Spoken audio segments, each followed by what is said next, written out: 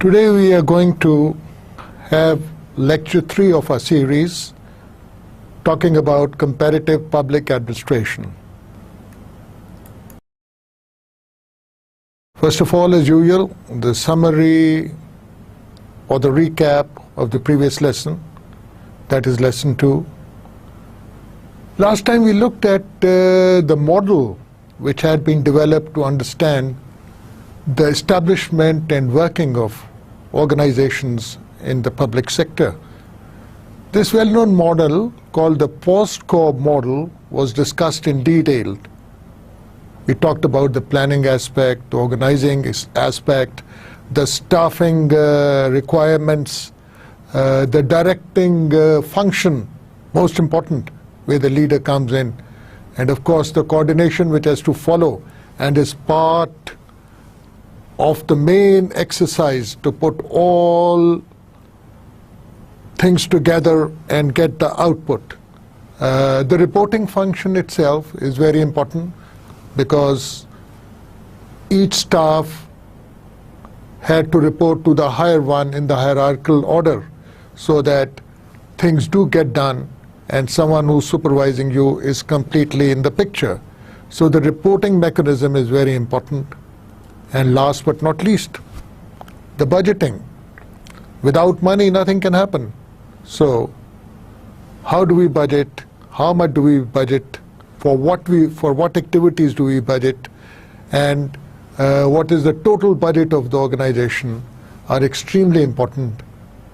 So this POSTCOB model is a rather holistic model and brings into focus all the mechanisms which are involved in running any public sector organization. Following a discussion of the POSTCOB model, we looked at the different approaches which have been taken up and have been forwarded to study the discipline of public administration. These included the legal approach, wherein we just look at public administration as a ways and means to strictly implement laws enacted by the parliament. So this legalistic approach is confined and is narrow to the extent that we are only talking about the legal aspects, the laws and their implementation, the rules made under the laws and their implementation, not taking into account other aspects of human life. The bureaucratic system on which almost all civil services, in fact all big organizations of the world,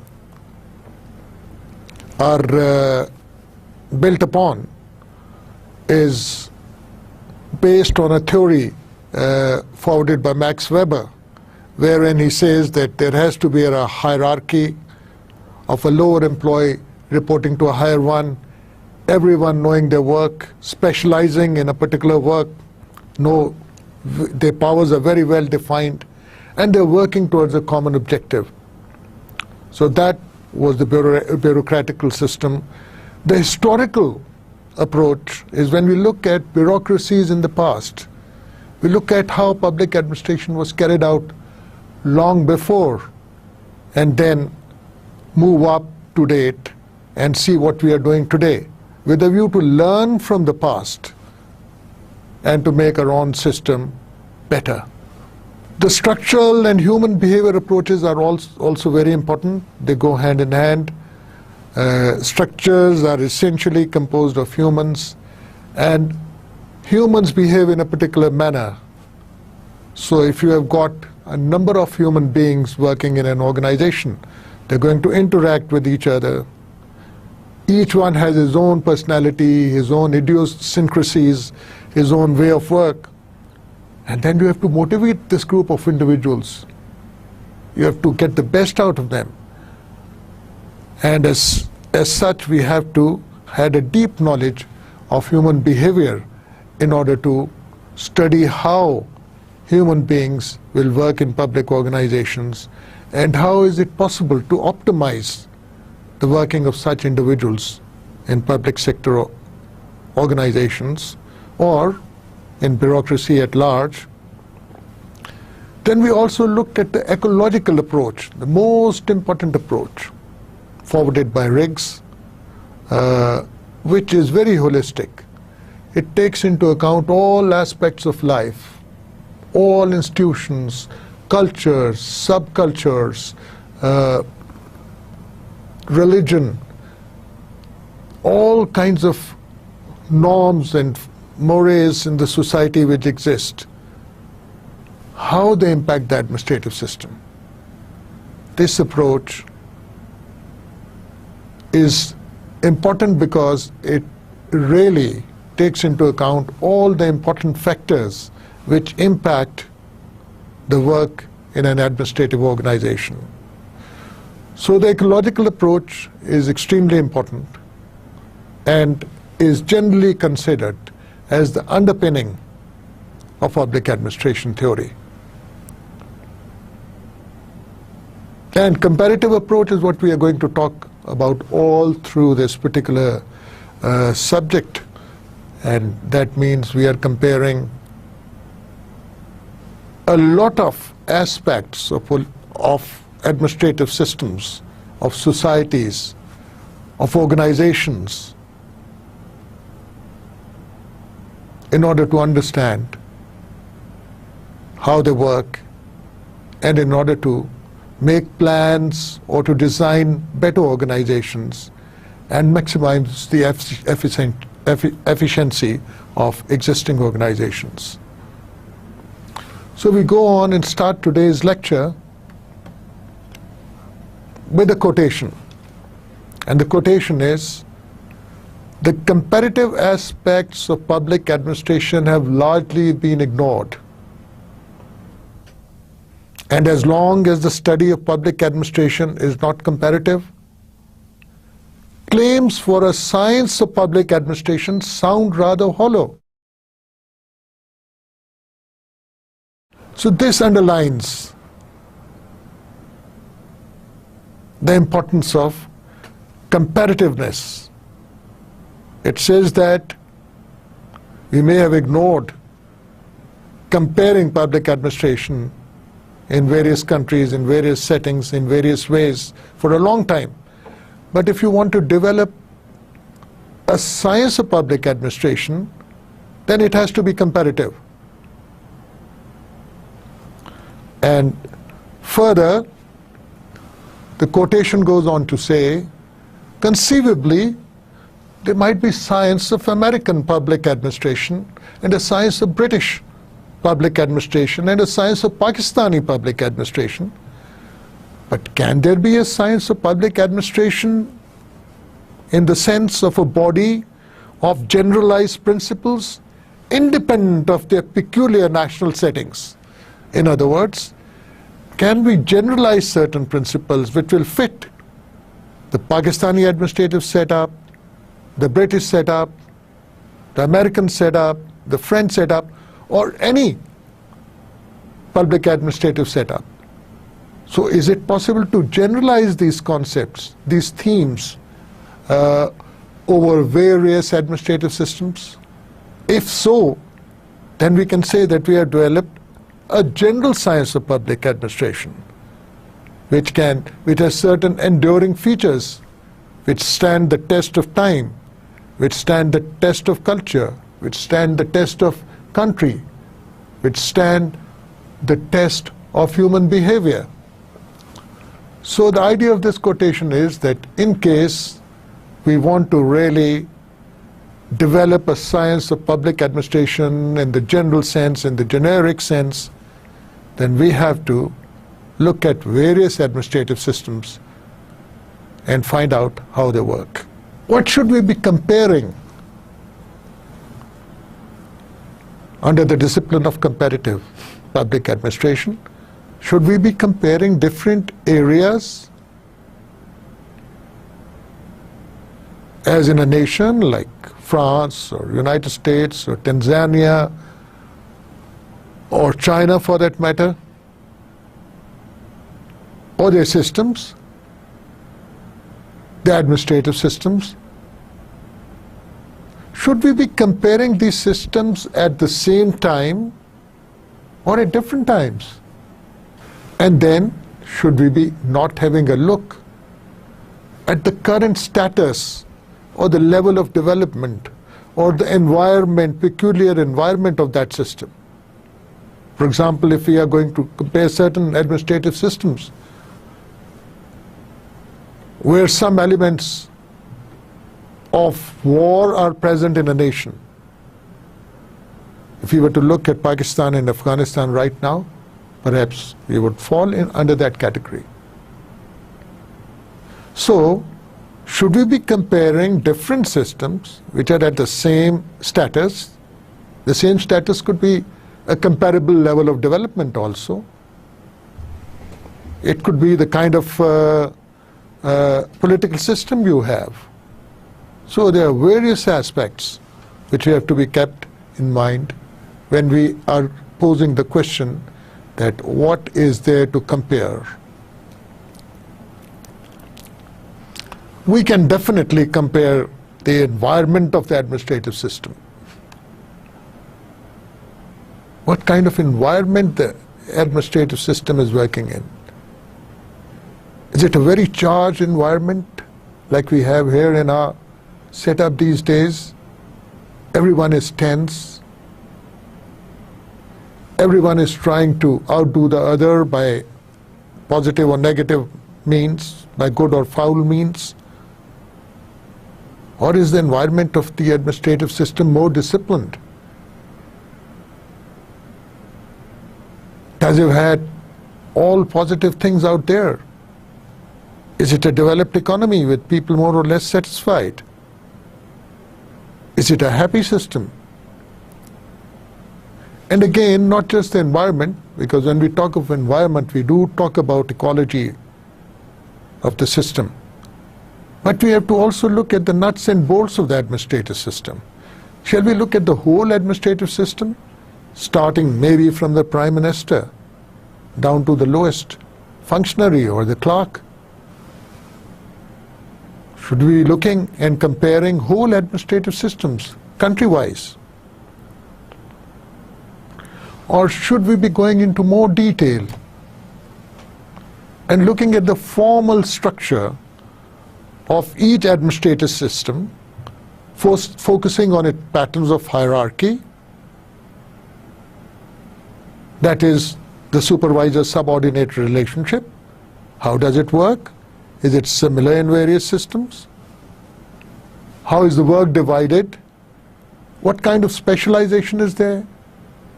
By specialization, in this context, we mean that what particular work a certain functionary is supposed to do. If a certain functionary is only supposed to fill out certain forms, then that is the specialization of that functionary. And if the functionary is a police officer who has to give you tickets if you are over speeding, then that is the specialization of that police officer, not the specialization of his supervisor. And then the authority responsibility network is very important. If you have given the authority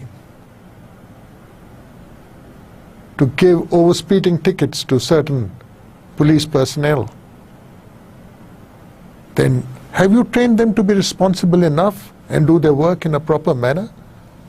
So this authority responsibility network is a very important consideration in the public administrative systems. Decentralization. Who has what power? Is it the man at the top trying to hold on to each and every power? Or the management style is a more decentralized one, where in the administrative system you have granted lots of autonomy and power to various echelons of the bureaucracy. And one aspect of decentralization is the delegation of powers, wherein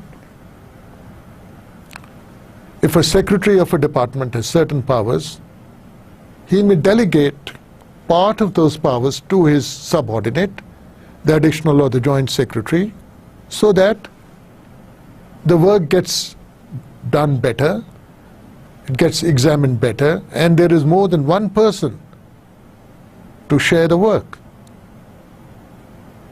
which would definitely take the load off the superiors. This is called delegation, when those authorities and powers which are vested in me are transferred partially or to some extent to another functionary below me. I am delegating my powers to that functionary, to that administrative officer. And the control mechanisms are extremely important.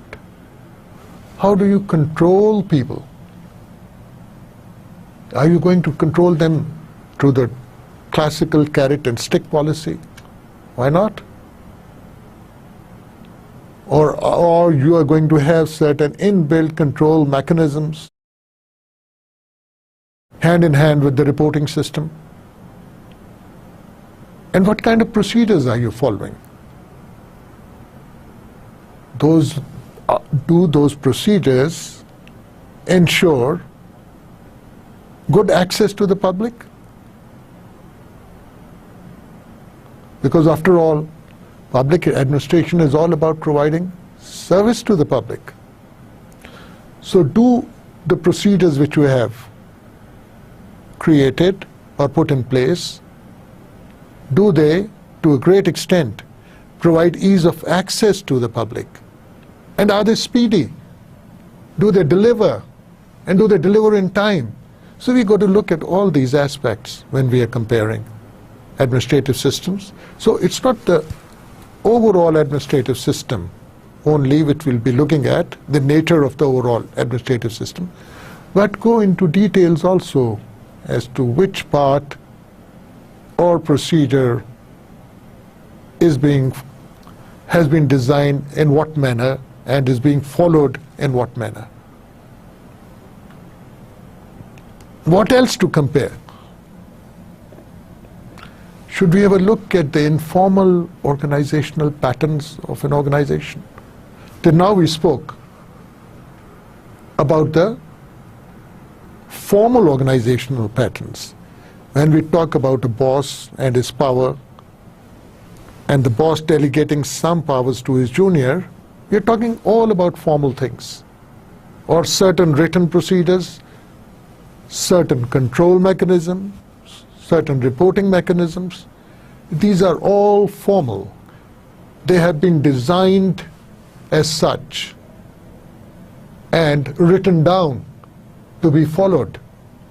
Whereas the informal and organizational patterns are very different. They are not written down, they cannot be designed because human beings are involved. They can be perhaps to some extent tampered with, can be a little bit changed, but you have to have subtle approaches to do so. For example, if you want to motivate a demotivated person, it's not an easy task. Only additional monetary benefits may not work, because there is more to a human being than just wanting more money. That's important, but perhaps after a certain level it loses its importance. So we have to look at the nature of the human groups which we are interacting with, or who are interacting within the organization. Are they small groups? Are they big groups? What kind of ethnicity do they have? What kind of prejudice do they have? How they behave and interact with each other? Because if an organization has an informal structure within which there is too much bickering, too much prejudice, then naturally the output would not be very, very impressive. So we have to also look at the relationships amongst the individuals, the motivation system, and the level of morale. How can we make them motivated? How can we make them do better? How we can make them work longer? How can we make them more productive? So when you have this group of human beings, what kind of a motivation system will work? We have to look at that. We can compare motivational systems in different bureaucracies, in different parts of the world, in developed countries, in developing countries. There are certain limits. There are certain things which developed countries can do, perhaps developing countries cannot do. Perhaps the monetary incentive is more important in a developing country than it is in a developed country. And very important. The patterns of informal communication. The formal communication takes place when the boss gives an order. Okay, do this within 3 days. Please make a list of all the defaulters of this organization within 3 days and bring it to me. Now this is a formal communication which the boss has conveyed to his subordinate. But there are many informal communications going on in the organization all the time. They are of equal importance, perhaps, if not of more importance. And what kind of informal communications could those be? They could include the impression the subordinates have about the boss. Oh, he told me to bring it within 3 days, and he is himself so lazy. He comes to the office at 11 o'clock in the morning. So that is the reaction to that. The informal could be an informal reaction to the order by the boss to the subordinate. So what patterns of informal communication are there? And again, given this pattern, certain people will emerge as influential. Communication going through them, or communication, informal communication being imparted by them to others, will have a very special place in the mind of other people. And information and informal communication may also be of a positive type, not just negative. When people start talking good about each other. When one employee says, oh, my colleague worked so hard. That is informal communication from one employee about another employee to another employee, saying that, oh, my counterpart is working so hard. Or he had a problem at home and gave more importance to the office work. Things like that. And the nature of leadership, extremely important. Is the leader leading through example? Is the leader respected because the leader is knowledgeable? Is the leader a crisis manager? Does the leader have a lot of contacts where he should have the contacts to be able to deliver, to be able to take the organization in a certain direction? All this is extremely important. So if you got a good leader, a great leader, and a respected leader, the organization would be very different. It would be performing very differently from an organization where the leader is not looked up to. And people think that this leader is conceited, this leader is selfish, this leader is not a good manager, this leader only cares about himself and his own gains. So, what will become of such an organization? Everyone will become mean. If the leader is corrupt, everyone's going to be corrupt. We can talk about political or non-political leadership, we can talk about administration, we can talk about the administrative head of an organization or a state-owned enterprise and see what kind of leadership that person is providing. Unfortunately, in our country we see that the level and nature of leadership is hardly desirable and up to the mark. What else to compare? the interaction of the organization with the personality of individuals is very important. You must have heard of aptitude. When the parents ask a kid, you have an aptitude for engineering, you want to become an architect? Or you have an aptitude for arts? Or you have an aptitude for music? What is the parent asking? Sometimes, in our setup, students and children are pushed towards a particular profession for which they may not have an aptitude. And if you land in an organization or a profession which is not according to your aptitude, you're not going to enjoy it. And then the interaction of your personality with that organizational system is not going to be very healthy. And you will not be able to maximize your own qualities, your own inherent characteristics, since you are not doing the kind of thing which you would like to do or would love to do. So when we are talking about interaction in the public sector, did the person join the public sector because he had an aptitude for that and wanted to serve the public, or just joined the public sector because that was the thing to do, would give him respect, or was pushed into it by the parents?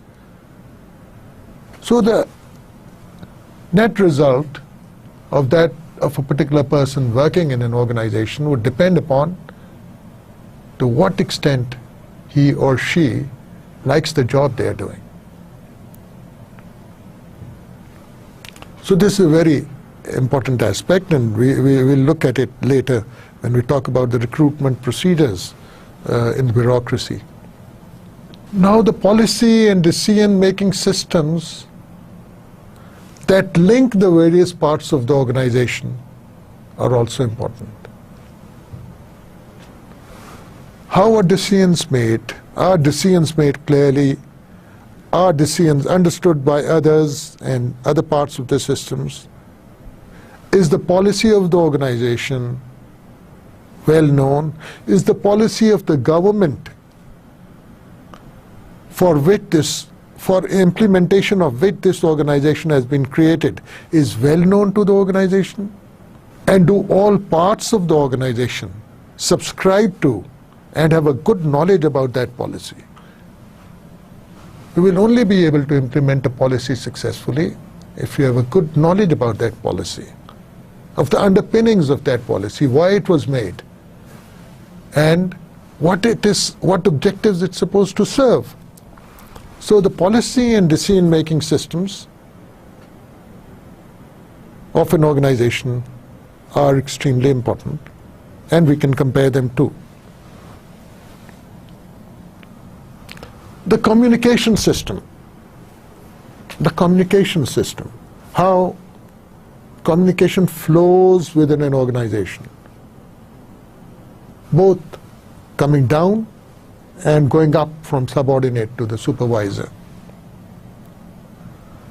The feedback mechanism. Now this feedback could be external or internal. Unfortunately, in our organizations we don't have much provisions for internal feedback and hardly any for external feedback. So in a way, our organizations are cut off from reality, and having a feedback mechanism is extremely important, perhaps even more important than having an effective communication system within the organization. And we can also compare the overall performance of an administrative system. But kindly note, an administrative system is there to serve the public. Any and every administrative system. The objective is to serve the public as well as possible. So, when we are comparing different systems, maybe in different countries, perhaps at the same level of development, we can look at how they are performing. How is the Indian administrative system performing? How is the Pakistani administrative system performing? How is the Philippines administrative system performing? How is the Thai administrative system performing? Perhaps these would be relevant comparisons in our case, that is Pakistan. But what does that mean? What does the performance of an administrative system mean? It involves providing the services in a speedy manner to the public, without much hassle, without red tape, without corruption. That is the objective of the public administrative system. But it hardly happens. Okay, we can look at the levels of comparison. An intra-national analysis would be where we are comparing certain regions within the same country or within the same area. For example, in case of Pakistan, we can say, let's look at the administrative system of Sindh, or let us look at the administrative system of Balochistan, or let us look at the administrative system of Punjab or KPK, and then compare them. Sometimes we hear that the police in Punjab is very powerful compared to the police authorities in Sindh. Well, is that true? And if so, why? Even a small constable from the police going to a remote village of Punjab will get a lot of respect, and people will be scared, in fact, of that person. Whereas that may not be the case in Khyber Pakhtunkhwa. Why so? Why not? You know. So when we are comparing such aspects within the country, vis-a-vis different regions or provinces, or it could be even on a district basis, districts of a province. When we are making these comparisons, these are of a intra-national type and give us some insight into how administrative systems are working within the country, and if we can learn from each other, or what are the peculiarities of these systems. What about comparing two different nations? When we are comparing the administrative systems of many different nations or two different nations, what can we compare? We can compare almost anything. For example, if we look at the overall administrative system, recruiting the right person is an extremely important aspect of the system. As you know, in Pakistan we have the civil services examinations, which are very competitive and supposedly tough to get through. Why do we do that? We try to get the best persons for these jobs, do everything on merit. Does that happen in other countries? Or is just a competitive exam a sufficient mechanism to ensure that merit is coming up? Is that a good way to select merit? So if we are comparing systems of various countries, maybe China, Thailand, Pakistan, Tanzania, developed and developing countries, Britain perhaps, how are they doing it? Each aspect of the administrative system can be studied in this regard. How are they recruiting their personnel? How are they training their personnel? How are they motivating their personnel? And at the end of the day, what is the quality of the service which is being provided by these personnel? So we can definitely try and compare different countries and their administrative systems, and this would be called a cross-national analysis. And now we come to what is called the cross-cultural analysis. Now the word cultural in this context is very broad, since it involves an aggregation of distinctive political, economic, and socio-cultural traits of a particular system and its environment. Mind you, socio-cultural traits is what will come to our mind primarily when we talk about cross-cultural analysis. But no, that's not the case. Cross-cultural analysis in terms of comparative public administration here is including many more things: the political system, the economic system.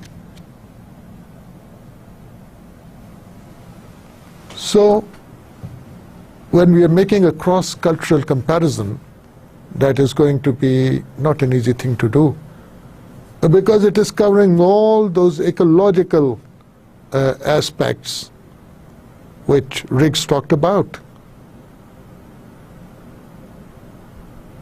The whole ecological system, each and every branch of the government is also included. So we can compare the administrative systems of various countries which have different political systems, different cultural systems. Now the culture of China and Pakistan is very different. So is the political system. Pakistan is supposed to be a democracy with most of the powers vested in the Prime Minister, with bicameral setup, two houses, the lower and the upper house, the National Assembly and the Senate. Whereas China has a very different system. It throws up leadership from the Communist Party ranks into what is called the Politburo. And from amongst the senior members of the Politburo, you get the president and the prime ministers and important ministers too. Whereas in the US it's very different. It's typical and perhaps as pure as we can as far as a capitalist system is concerned.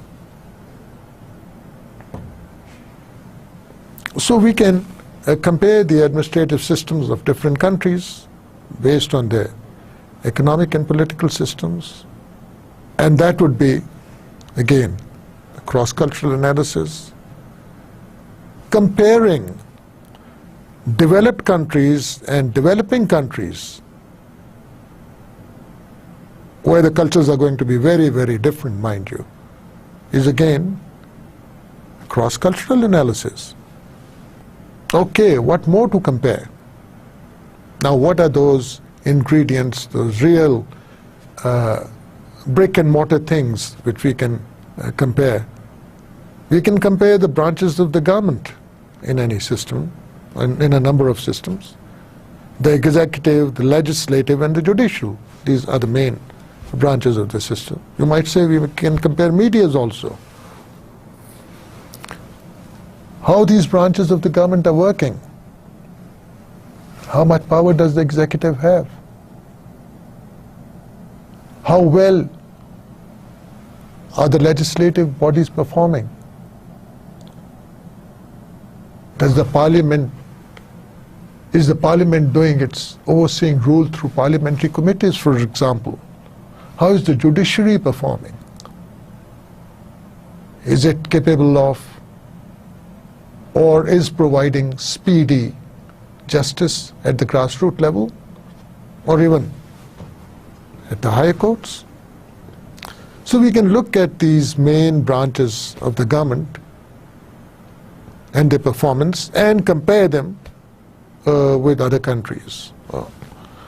The bureaucracies of the various countries, how are they performing? What is the performance of the bureaucracy in Pakistan? How do we compare it to the performance of bureaucracy in the United States or the UK? Or shall we be comparing it? What about political parties? How many political parties are there? How many of the political parties really hold their own elections? Are there just the left and the right-wing parties which have been dominating the government over a period of time in that country? So what kind of parties and the role the parties have played in administration, in development, have become important. Have the political parties, when they were in power, been able to steer the nation, the country, in a positive manner? These are some of the questions which may crop up. Military, again, in our context, it may be very important when we say that we have had more of military rule than democratic rule. So, at the same time, we say that we have got one of the best militaries in the world. So how do we compare these things, and how do we justify these things? How do we compare the military of India and Pakistan? It is just on the number of missiles we have, or the number of frigates we have, or the soldiers we have, the number of divisions we have, or it's the performance. How has the military performed? Within the country, at times of emergency, and at times of war also. So we can look at military in a fairly detailed fashion, especially when it comes to developing countries. And the civil society, as you know, the concept of civil society is not that entrenched as yet in our setup, but it's proliferating. We are getting more and more civil society organizations, more and more organizations which advocate certain rights of certain groups, or which try to create awareness, or professional bodies even are part of the civil society. So how has civil society developed, and what impact has it had on administration? We can definitely try and assess that. Now we come to the process side. The policy-making process, perhaps the most important process in political science and administrative science. How do you formulate policy?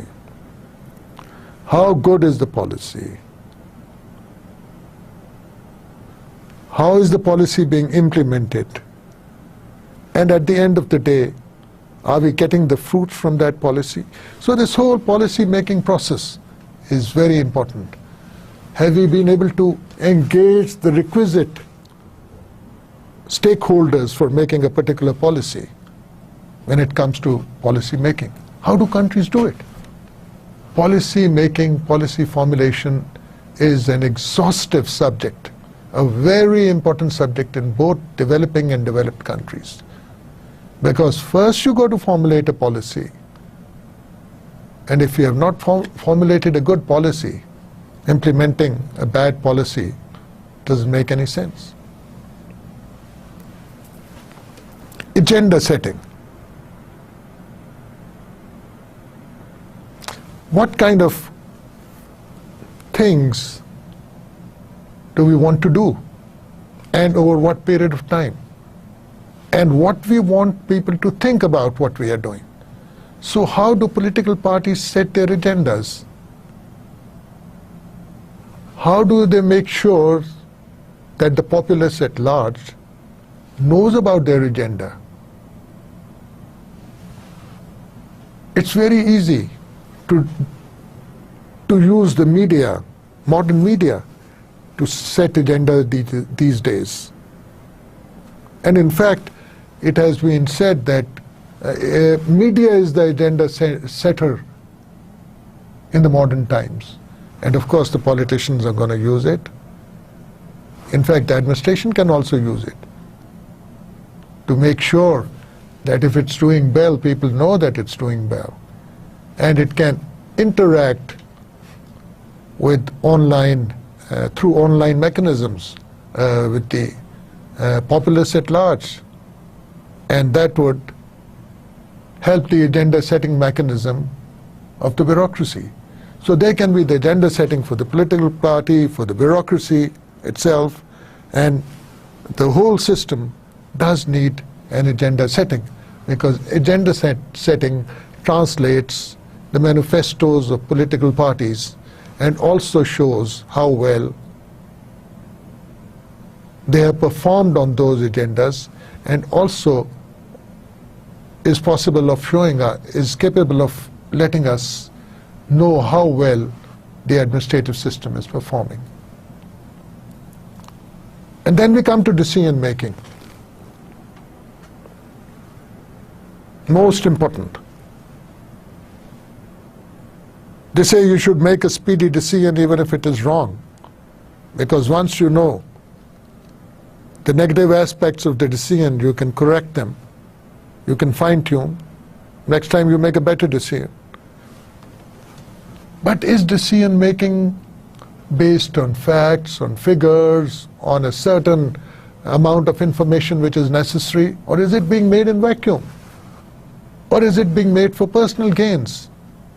So we have to compare, how is decision making being made? Is it meritorious? It is based on relevant information. It is based on input from the relevant stakeholders. Or is it just to profit oneself? So we can compare the way decisions are made in various countries, especially when it comes to administrative matters. We can also compare behaviors. Now, primarily it can be the behavior of the politician you might like to compare. It may be the behavior of the bureaucrat you might like to compare. It may be the behavior of the lower echelons of bureaucracy you might want to compare. Because self-interested behavior is generally there, which involves rent-seeking and utility maximization. So if we have got a crowd of politicians and a crowd of bureaucrats out there just rent-seeking, or in other words, that's a better word for corruption. Better word? I don't know. But corruption, if we have these corrupt groups and batches of politicians and bureaucrats hand in hand, then where do you go? What would be the end result? It's quite clear. Disaster. So we can compare the behavior of various important persons in the political process, in the administrative process, vis-a-vis merit, vis-a-vis corruption, vis-a-vis performance. So behaviors can be compared. Now, what is socially motivated behavior? Is it realistic to say that someone can have a socially motivated behavior? Or it is only people like Edhi or Mother Teresa who can have it? Can the bureaucrat have a socially motivated behavior? Can a politician have a socially motivated behavior? When we are talking about a socially motivated behavior, we are saying, what we are saying is that a behavior which aims at social good. So, is it possible? Can it happen? Does it happen? Perhaps it does happen. So we can have good politicians, we can have good bureaucrats, we can compare with different countries to find out how our people are doing, how our bureaucracies are doing, how others are doing. So socially motivated behavior is another question mark in the realm of administrative sciences. Culture is very important. Now we are talking about culture in the typical cultural sense. Does a nation possess a traditional or a modern culture? This is debatable. In fact, as we see these days that it's becoming more and more difficult to determine between the two. What is traditional culture? Does China have traditional culture anymore? Does Pakistan have traditional culture anymore. So it may be a mix of traditional and modern culture because it is difficult for inherent, ingrained social traits, cultural traits, which we have inherited from our parents, to go away so easily. So generally you will find a mix of traditional and modern culture in countries like ours. So what impact that has on public administration? Are we trying to preserve our culture? Is a particular administrative system trying to preserve its culture, including its archaeological wealth, its ancestral positive points? Or are we just running blindly and going in for nuclear families and going in for pop music and all that? But it's happening all over the world, not just in Pakistan. But the extent to which a culture is modern or otherwise will also determine the performance and the way, the manner in which the bureaucracy acts. So it might be worthwhile to keep in mind that pure cultural comparisons can also lead to some insights into comparison of administrative systems. Of course, very important, we have to compare the economy. Is it market-driven? Is it a command or a planned economy? Or is it a mixed economy, to some extent maybe socialistic economy? Because the role of the public administrative system could be different in these types.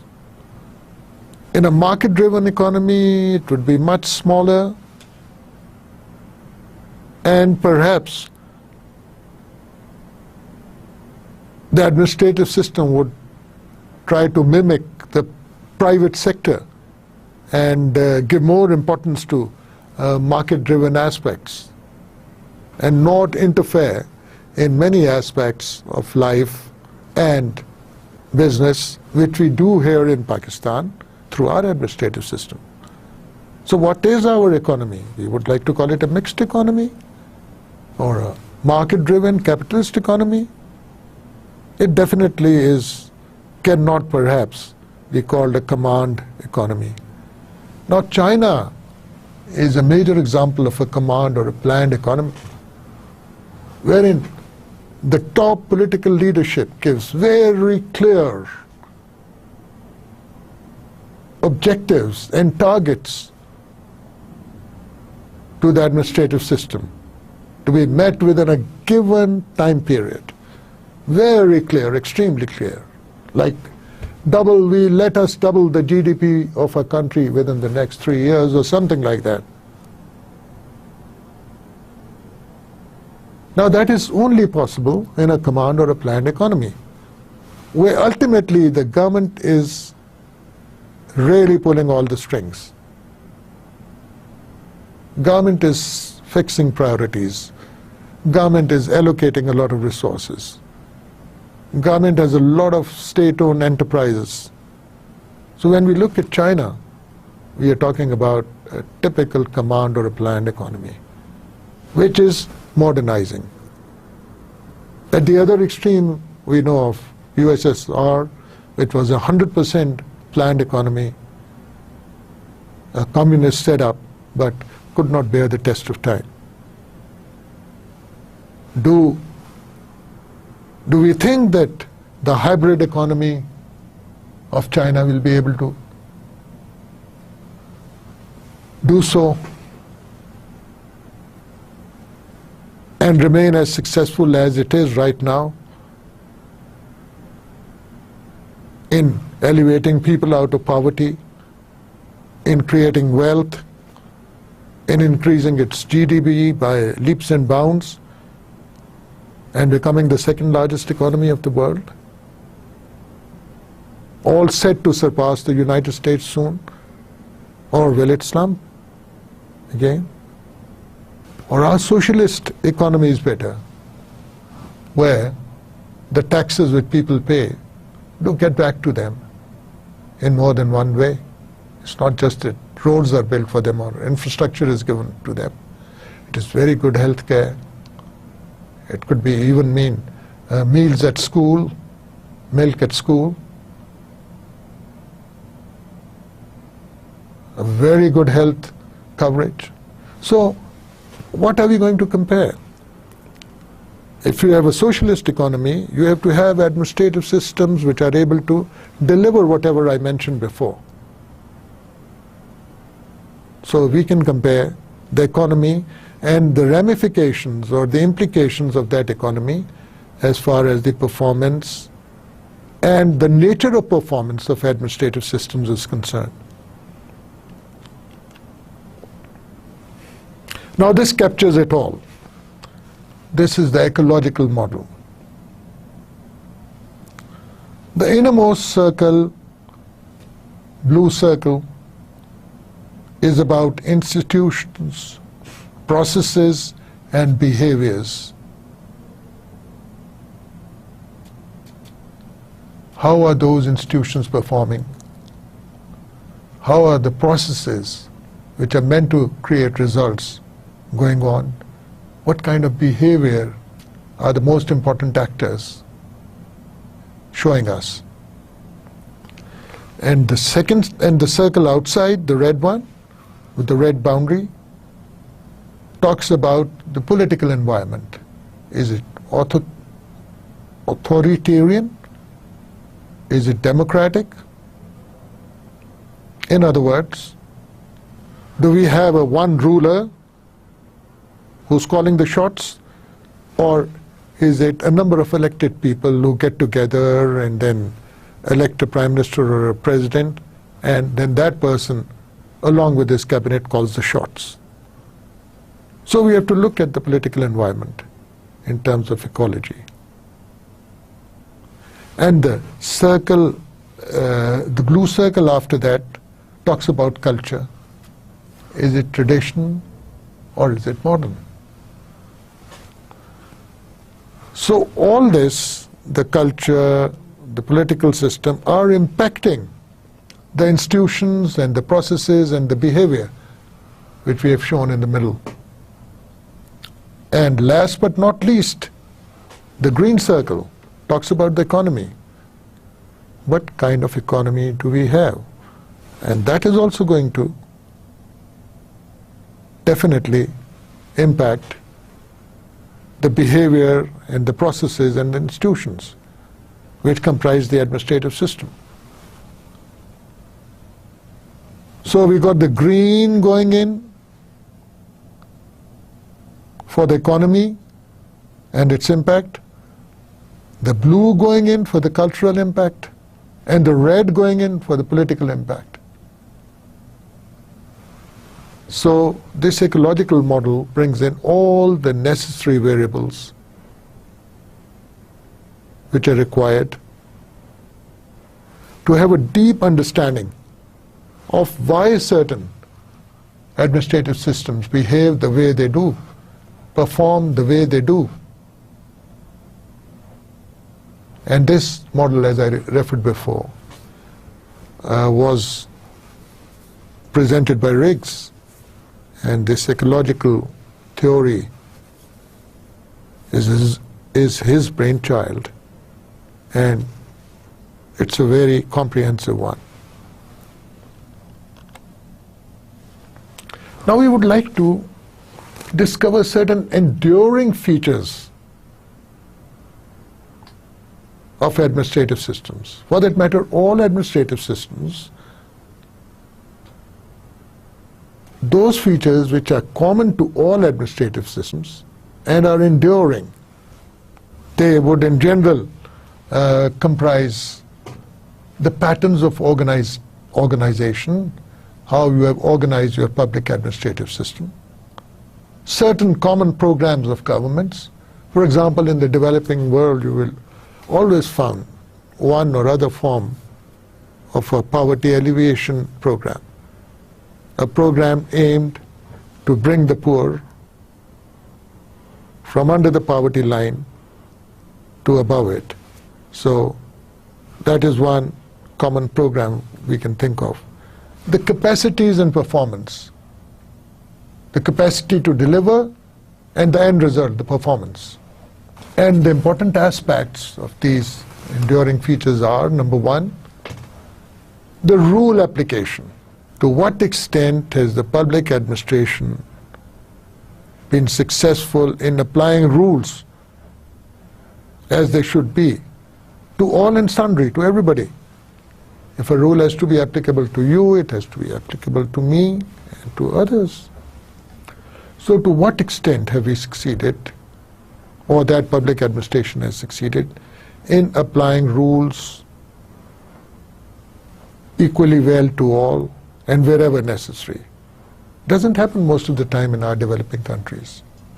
And then what is the nature of the hierarchical organizations of the bureaucracy? Had they been properly designed to deliver what they are supposed to?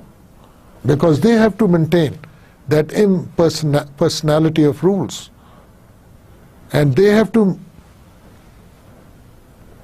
be they are the authority to do things, and they have to make sure that they maintain authority. If their authority is eroded, then the authority of the state gets eroded. And then back to public policy again, another enduring feature of all organizations, public sector, of all countries, in fact, of all political setups, public policy.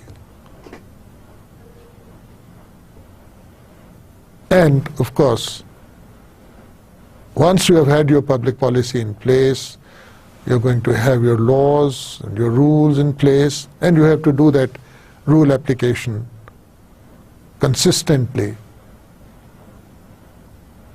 So it all boils down to rule application across the board, one enduring feature.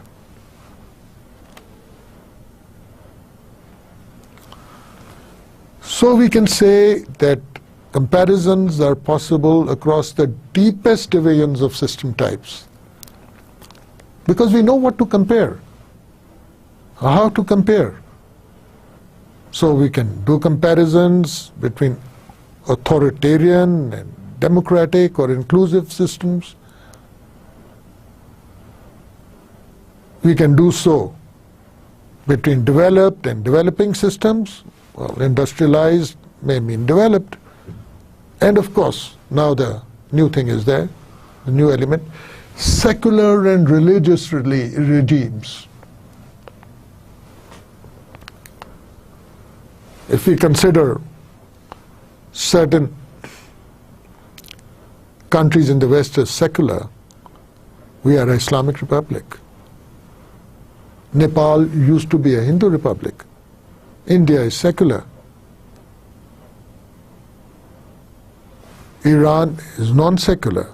So if we look at all these systems, it is still possible to talk in terms of the structure of the administrative system, the processes being utilized in the administrative system,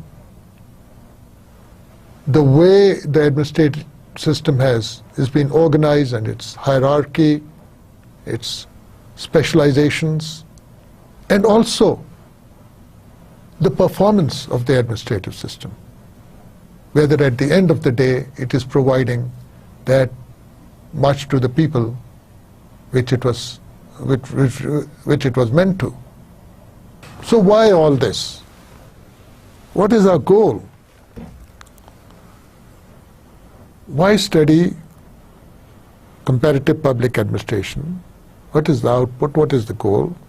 CPA attempts to find universal patterns and regularities through comparison, irrespective of level of development and irrespective of place and time.